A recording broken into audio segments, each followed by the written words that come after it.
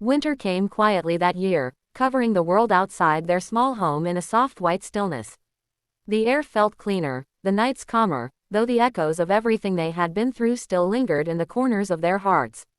Emma found herself standing by the window most mornings, watching the snow fall, thinking about how time could both destroy and heal.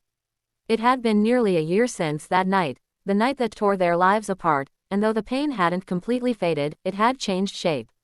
It was no longer sharp enough to cut, just a dull ache that reminded her of what they had survived. Lila had grown in ways Emma could barely recognize. There was a quiet maturity in her now, a strength that came from having faced her own darkness and lived to tell the story. She spent her afternoons volunteering at a local art center, helping younger children paint and draw. Emma sometimes went with her, sitting in the corner and watching as Lila guided tiny hands over paper, her laughter light and genuine. It wasn't the sound of a girl seeking revenge anymore, but of someone rediscovering who she was.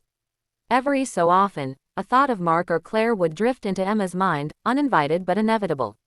She no longer felt rage or bitterness, only a tired kind of acceptance.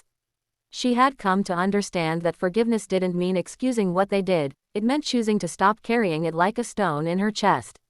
Some nights, when she couldn't sleep, she wondered where they were, if they ever thought of her and Lila, if they regretted the choices that had burned their family to ashes. But she never dwelled on it for long. The present was finally enough. One evening, Lila joined her in the living room with a box of old photographs.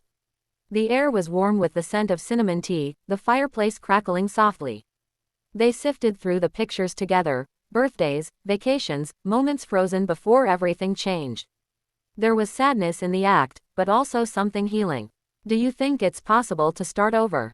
Lila asked quietly, holding up a picture of her younger self between her parents. Emma smiled, her eyes glistening. "I think starting over doesn't mean forgetting where you came from. It just means choosing what parts to carry forward." Lila nodded, slipping the photo back into the box. "Then I'll keep the good parts," she said, her voice steady. The laughter, the love before it went wrong. Emma reached out and tucked a strand of hair behind her daughter's ear. "That's all any of us can do," she whispered. Later that night, as Lila slept, Emma wrote a letter she never planned to send. It wasn't to Mark or Claire, it was to herself. She wrote about pain and healing, about mistakes and forgiveness, about the woman she had become through loss. When she finished, she folded it neatly and placed it in her dresser drawer, a small act of closure that no one else would ever see. Outside, the snow continued to fall, blanketing the world in silence. For the first time in a long time, the quiet didn't feel like emptiness, it felt like peace. Emma turned off the light and stood for a moment at Lila's door, watching her sleep. The shadows of betrayal and revenge had finally lifted, leaving behind only the soft glow of resilience. She knew the past would never disappear completely, but it no longer defined them.